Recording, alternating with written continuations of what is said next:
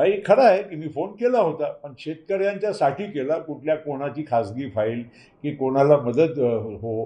आणि एक उपमुख्यमंत्री म्हणून, फायनान्स मिनिस्टर म्हणून त्यांनी त्या दिवशी माझा फोनसह अनेक लोकांचा फोन त्यांना आला असेल. मी माननीय अजितदादाला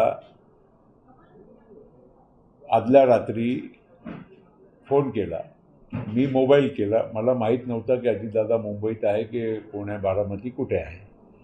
मी मोबाईलवर फोन केला आणि फक्त त्यांना निर्देशनात आणून दिलं की पूर्व विदर्भामध्ये धान पिकवणारे शेतकरी आहेत, यांची शासकीय खरेदी त्यांचा हमीभावाने आपण करत आहोत आणि ज्याचे पैसे आपल्याला केंद्र सरकारकडून नंतर रिइम्बर्स होते, परत राज्य सरकारला त्यांना मिळते.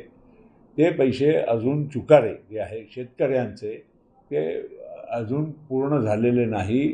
तिथून ओरड आहे. शेतकऱ्यांचे काही निर्देशनं, काही प्रदर्शनं आपल्या तालुका स्तरावर त्यांनी अनेक ठिकाणी केले.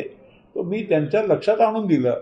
त्याच्यात गैर काय? शेतकऱ्यांचा विषय राज्याच्या उपमुख्यमंत्री आणि अर्थमंत्र्यांच्या नजरेत निदर्शनात आणून देणं ही माझी पण एक जनप्रतिनिधी म्हणून कर्तव्य होता. ती मी फक्त त्यांना माहिती दिली. आता त्यांनी मला एवढंच सांगितलं, प्रफुल्लभाई असा होणार नाही, मी काही करून म्हणजे लवकरात लवकर शेतकऱ्यांचे पैसे मिळेल त्याच्यासाठी व्यवस्था करतो. आता मला काय माहिती की पुढच्या त्यांनी काय केलं की नाही. हे खरं आहे की मी फोन केला होता, पण शेतकऱ्यांच्यासाठी केला, कुठल्या कोणाची खाजगी फाईल की कोणाला मदत हो. आणि एक उपमुख्यमंत्री म्हणून, फायनान्स मिनिस्टर म्हणून त्यांनी त्या दिवशी माझा फोनसह अनेक लोकांचा फोन त्यांना आला असेल. अनेक लोकांनी निवेदनं वेगवेगळ्या कामाचे दिले असेल. त्याचा अर्थ हे नाही आहे की मी कुठल्याही कारणाने त्यांना तिथे थांबवण्याचं काम केलं आहे.